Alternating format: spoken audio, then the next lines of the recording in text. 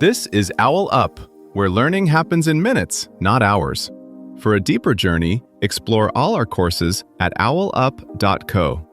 Now, let's dive in.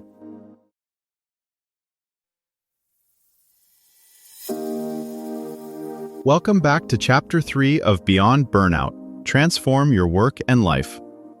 In this episode, titled Immediate Relief, Stopping the Bleeding, we'll explore some practical, short-term strategies to help alleviate those overwhelming burnout symptoms.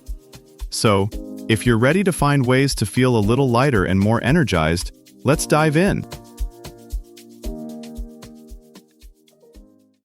Right now, as you listen, there's a good chance someone you work with is quietly thinking, "I can't keep doing this," and still answering emails. Burnout often looks like high performance from the outside. The paradox is, the moment you feel most trapped is when tiny actions matter most. Stress doesn't usually explode in one dramatic moment.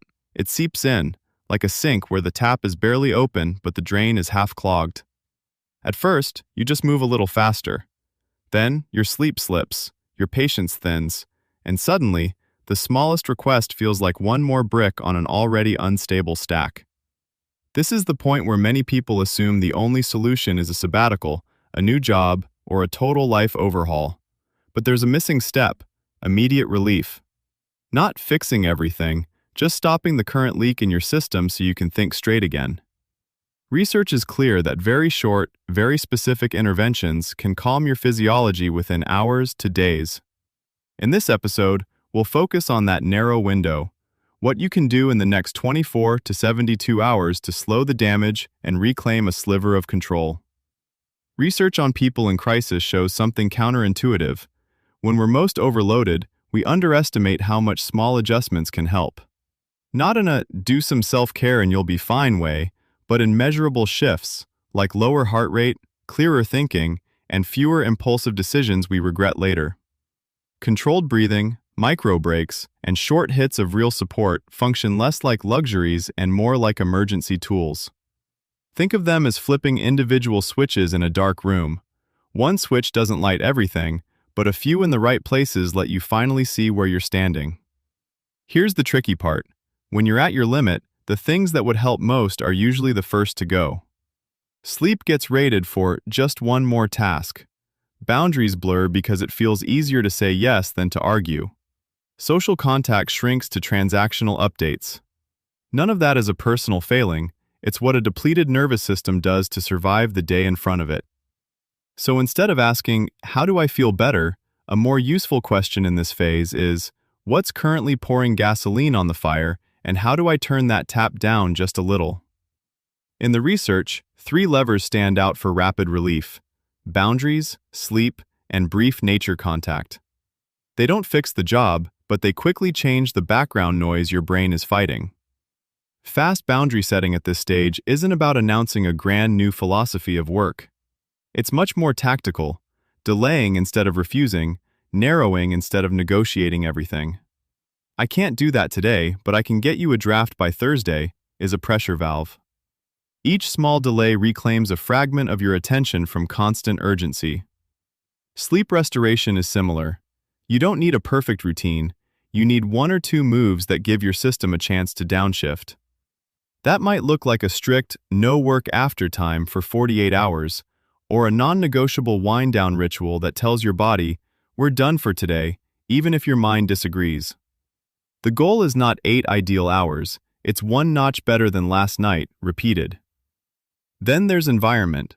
A few minutes of green space or even a distant view, trees outside a window, sky above a parking lot, quietly competes with the constant cognitive load of work.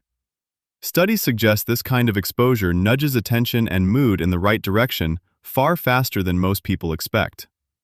Put together, these levers form a kind of short-term triage: reduce new input, protect a minimum of rest, and give your brain a different signal than threat for at least a few minutes a day. Once that baseline is restored, even slightly, you're no longer reacting from the edge, you're choosing your next move from a firmer, if still fragile, ground. In medical training, residents learn that in an emergency, you stabilize first, diagnose later. You don't lecture a patient on long-term nutrition while their blood pressure is crashing. You secure an airway, stop major bleeding, and only then start planning. Acute burnout calls for the same sequencing, not life redesign, but immediate stabilization.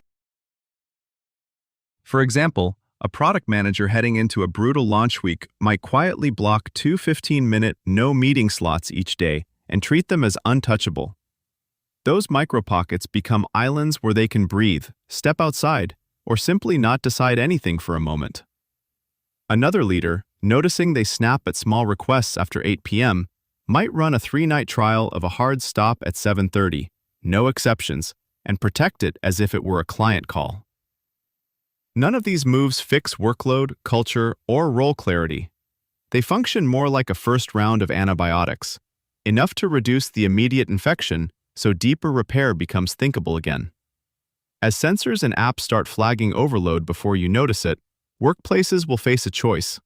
Treat rapid relief like fire drills, built-in, practiced, non-negotiable, or keep pretending push through is a strategy.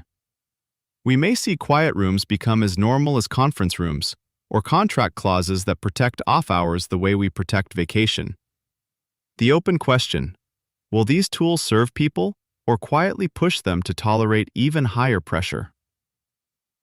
Treat this phase like learning to swim in shallow water. You're not crossing the ocean, you're just proving you won't sink today.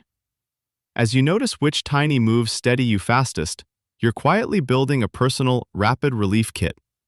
Over time, that kit becomes leverage, not to endure more, but to negotiate differently or walk away sooner. Here's your challenge this week. For the next 7 days, pick one specific place where you're bleeding time, money, or energy, like impulse Amazon buys, doom scrolling at night, or constantly checking email, and put a hard stop on it with a clear rule you actually enforce. For example, you might delete shopping apps and put a 24-hour waiting rule on every non-essential purchase, or set a 15-minute email window at 11 a.m. and 4 p.m. only. Track how many times per day you would have done the old behavior, and instead redirect that exact time or money to a stabilize move mentioned in the episode, like paying down a nagging bill, finishing one overdue task, or getting to bed 30 minutes earlier. At the end of the week, total up how much you preserved, minutes, dollars, or stress, and decide whether to keep, tighten, or replace that stop the bleeding rule for next week. This was OwlUp, your daily step forward. To keep learning with structured courses and more insights, go to owlup.co. Until tomorrow.